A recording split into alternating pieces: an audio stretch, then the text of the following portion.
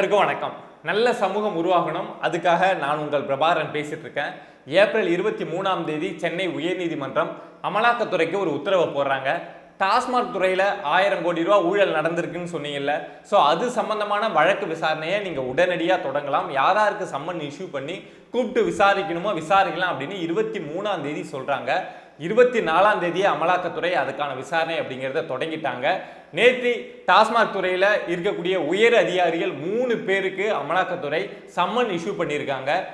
எம்டியா இருக்கக்கூடிய மேனேஜிங் டைரக்டரா இருக்கக்கூடிய விசாகன், ஜிஎம் ஜெனரல் மேனேஜரா இருக்கக்கூடிய சங்கீதா, அப்புறம் செந்தில் பாலாஜிக்கு நெருக்கமா இருக்கக்கூடிய ராம துரைமுருகன் அப்படின்னு சொல்லப்படக்கூடிய 3 பேருக்கு நேத்தி அமலாக்கத்துறை சம்மன் இஷ்யூ பண்ணியிருக்காங்க.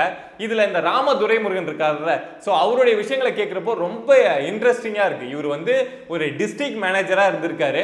பட் அதுக்கப்புறம் செந்தில் பாலாஜிக்கு நெருக்கம் அப்படிங்கிறதுனால அப்படியே மேல மேல இப்போ தமிழ்நாட்டில் எந்த அளவுக்கு இந்த டாஸ்மாக் துறையில விற்பனை நடக்குது, இல்லீகலா எவ்வளவு நடக்குது, 10 ரூபாய்க்கு பாட்டிலுக்கு 10 ரூபாய்க்கு மேல வாங்கி எவ்வளவு லாபம் வருது அப்படின்னு ஒட்டுமொத்த கணக்கும் யாருக்கு தெரியும் அப்படின்னா இந்த ராம துரைமுருகனுக்கு தெரியும் அப்படின்னு சொல்றாங்க.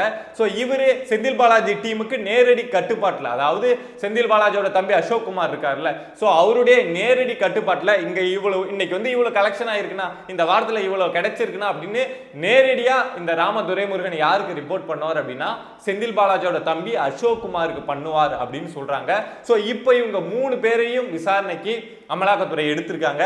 ஸோ இவங்களை எடுத்து விசாரணை நடத்த ஆரம்பிச்சாங்க அப்படின்னா ஒவ்வொரு விஷயமா தெரிய வந்துடும். ஏன்னா இவங்க 3 பேருமே அதிகாரிகள். பட் இவங்க யாரு சொல்லி இந்த விஷயத்தெல்லாம் செஞ்சாங்க, எப்படி இவ்வளவு பெரிய ஸ்கேம் நடந்தது அப்படிங்கிற விஷயத்த இடி விசாரிக்க ஆரம்பிச்சாங்க அப்படின்னா அடுத்து இதுக்குள்ள இன்னும் பல அதிகாரிகள் வருவாங்க, பல அரசியல்வாதிகள் வருவாங்க.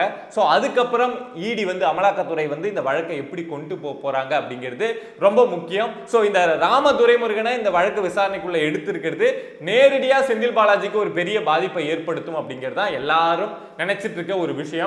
இதுல என்ன அப்படின்னா அந்த 3 பேர் இருக்காங்கல்ல, இவங்க 3 பேரையுமே அமலாக்கத்துறை ஆல்ரெடி டாஸ்மாக் துறை தலைமை அலுவலகத்தில் அந்த ரைடை நடத்தினப்போ இவங்க 3 பேர்கிட்ட இருந்து நிறைய ஆவணங்களை கைப்பற்றிருக்காங்க, மொபைல் எடுத்திருக்காங்க, பென்ட்ரைவ் வாங்கியிருக்காங்க, அவங்கள்ட்ட இருந்த சிஸ்டத்தை எல்லாத்தையுமே கைப்பற்றிருக்காங்க.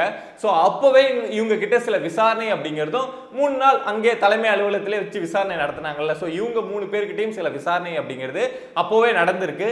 இதை தாண்டி இவங்கள்ட்ட இருந்த அந்த மொபைல்ஸ் எல்லாத்தையும் எடுத்துட்டு போயிருக்காங்க. ஸோ அதில் இருந்த ஆவணங்களின் அடிப்படையில் தான் இப்போ இவங்க 3 பேருக்கு சம்மன் இஷ்யூ பண்ணியிருக்காங்க அப்படிங்கிற செய்தி வெளியாயிருக்கு. ஸோ கூடிய சீக்கிரம் நுங்கம்பாக்கத்தில் இருக்கக்கூடிய அமலாக்கத்துறை அலுவலகத்தில் இவங்க 3 பேரும் இந்த சம்மனுக்கு ஆஜராகி விசாரணைக்கு பதில் சொல்ல வேண்டியது இருக்கும். ஸோ இவங்க வாய் திறந்து பதில் சொல்ல ஆரம்பிக்கிறாங்க அப்படின்னா அடுத்து இதுல யார் வராங்க? இது வரைக்கும் இந்த அதிகாரிகள் மட்டத்திலே இந்த விசாரணை அப்படிங்கிறது இருக்குல்ல, ஸோ இவங்க அமலாக்கத்துறை அலுவலகத்தில் பதில் சொல்ல ஆரம்பிச்சாங்க அப்படின்னா அடுத்து இதுக்குள்ள யார் சிக்குவாங்க அப்படிங்கிற விஷயம் தெரிய வந்துடும். யோசிச்சு பாருங்க, இந்த நேரம் வந்துடவே கூடாது, இந்த சுச்சுவேஷன் வந்துடவே கூடாது அப்படின்னு இந்த கேஸை தடுத்து நிறுத்துறதுக்கு எவ்வளவோ முயற்சி பண்ணாங்க திமுக. பட் அதெல்லாம் உடைச்சி நீதிமன்றம் அப்படிலாம் நீங்க நினைக்கிற மாதிரிலாம் பண்ண முடியாது அப்படின்னு சொல்லிட்டு அமலாக்கத்துறைக்கு முழு சுதந்திரத்தை கொடுத்துருக்காங்க. ஸோ அந்த அடிப்படையில தான் இப்போ அமலாக்கத்துறை அவங்களுடைய வேலையை செஞ்சிருக்காங்க. திமுக பயந்துட்டு இருந்தாங்கல்ல, அந்த நிமிடம் அப்படிங்கிறது கொஞ்சம் கொஞ்சமா நெருங்குது அப்படின்னு நினைக்கிறேன். ஸோ இந்த அதிகாரிகள்கிட்ட விசாரணை நடந்தது அப்படின்னா இந்த வழக்கில் அடுத்தடுத்து விஷயங்கள் அப்படிங்கிறது நகர்வு அப்படிங்கிறது நடக்கும். ஸோ விசாரணை நடந்த உடனே என்ன நடக்குது அப்படிங்கிற அப்டேட்டை உங்ககிட்ட நான் கொடுக்குறேன். ஸோ இதே மாதிரி சொசைட்டியில் மக்களுக்கு எதிராக நடக்கக்கூடிய விஷயங்களை நீங்கள் தெரிஞ்சுக்கணும் அப்படின்னு நினைச்சிங்கன்னா பிரபா டாக்ஸ் சேனலை சப்ஸ்கிரைப் பண்ணி சப்போர்ட் பண்ணுங்க. நன்றி.